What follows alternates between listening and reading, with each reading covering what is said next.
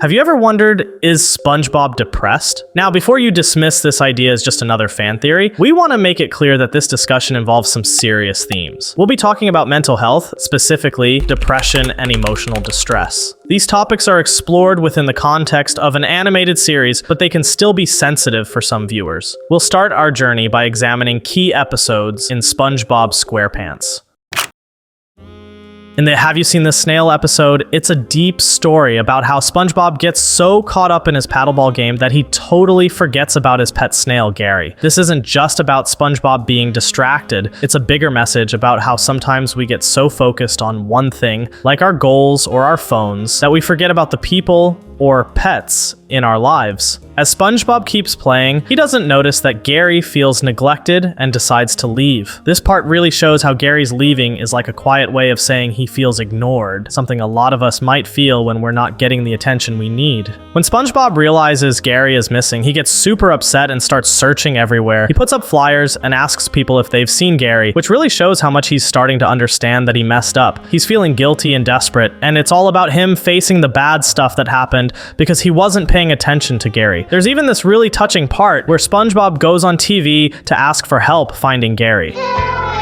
This is a big deal because it's not just him looking for Gary anymore. It's also about him admitting he was wrong. He's being really open and honest about his mistakes, and that's a big step in making things right. While SpongeBob is busy looking for him, Gary goes on his own adventure. First, he finds this new place to stay where it seems like he's got everything he could want. But then, Gary figures out that this nice old lady he's staying with isn't really that great. He begins to miss SpongeBob and wants to go back home. It's a big moment because Gary realizes that even though this new place seemed cool at first, nothing's quite like being with SpongeBob. In the end, SpongeBob's non-stop search and Gary's wish to get back home finally come together. The question about whether this is about over-reliance for emotional support or just SpongeBob wanting his pet snail back is interesting.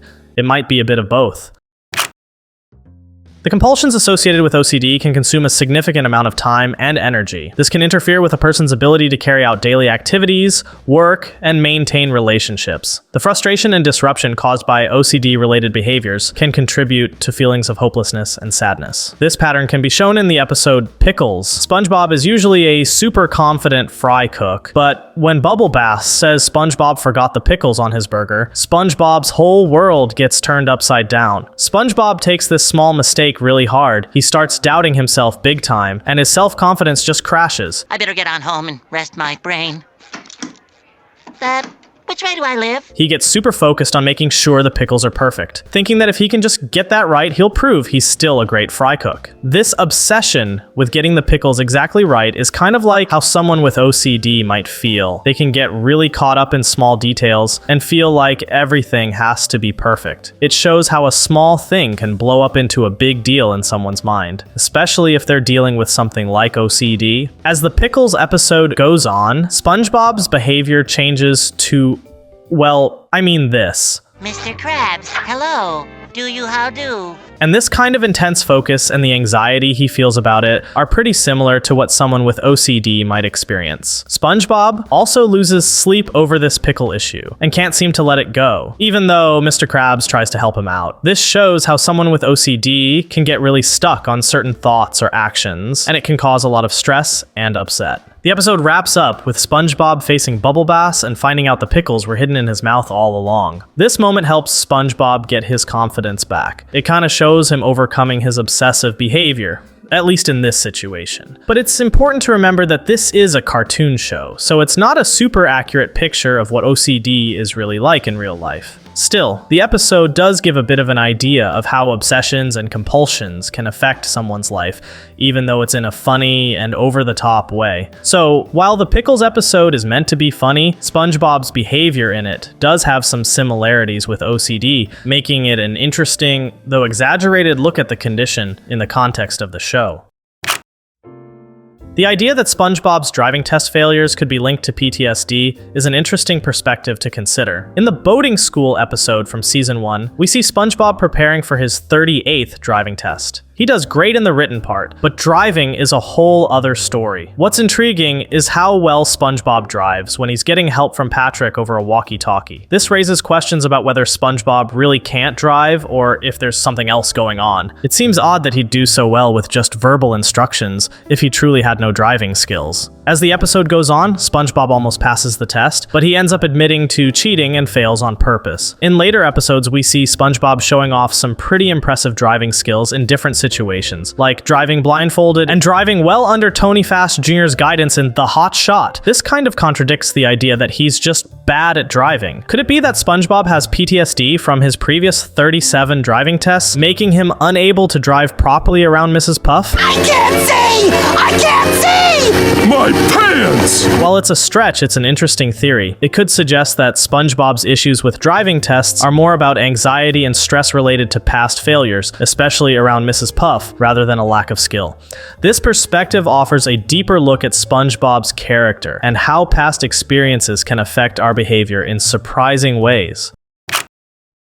Let's 180 back to the topic in hand and explore episodes that delve more into his emotional complexities. In Welcome to the Chum Bucket, SpongeBob gets really upset when he's forced to work away from the Krusty Krab and Mr. Krabs. This episode shows how hard it can be when you're taken out of your comfort zone and how big changes can really mess with your emotions, sometimes even leading to feeling down. Then in Dying for Pie, there's this whole thing where SpongeBob doesn't know he's in danger because of a bomb pie. This kind of shows how people with depression might be going through tough internal struggles that others don't see or understand. And in Nature Pants, SpongeBob decides to leave everything behind and live in the wild. This decision, and how it affects both him and Patrick, kind of points to how big life changes can really shake up our feelings. It's about wanting to escape and the emotional fallout that can come from making big moves in life. In Grandma's Kisses, SpongeBob deals with the challenges of growing up, especially how his relationship with his grandmother affects him. This episode touches on his struggle with his own identity and self-acceptance, which are common issues in depression. Fools in April shows how SpongeBob is deeply affected by Squidward's mean prank, leading him to a state of depression. It's a good example of how someone's actions can really hurt another person's feelings. Are You Happy Now is mostly about Squidward's depression, but it also shows how SpongeBob reacts as he tries to help his friend. This highlights the emotional strain and feeling of helplessness that can affect those who are close to someone dealing with depression. Then there's The Original Fry Cook, where SpongeBob feels inadequate and jealous, which are feelings often linked to depression. This episode really gets into the feelings of self-doubt and not feeling good enough that many people with depression experience. All these episodes together show a side of SpongeBob that's not always visible. Despite his cheerful appearance, he goes through a lot of emotional ups and downs, and does a lot of thinking about his feelings and who he is. This makes him a much more complex character than he might seem at first. So,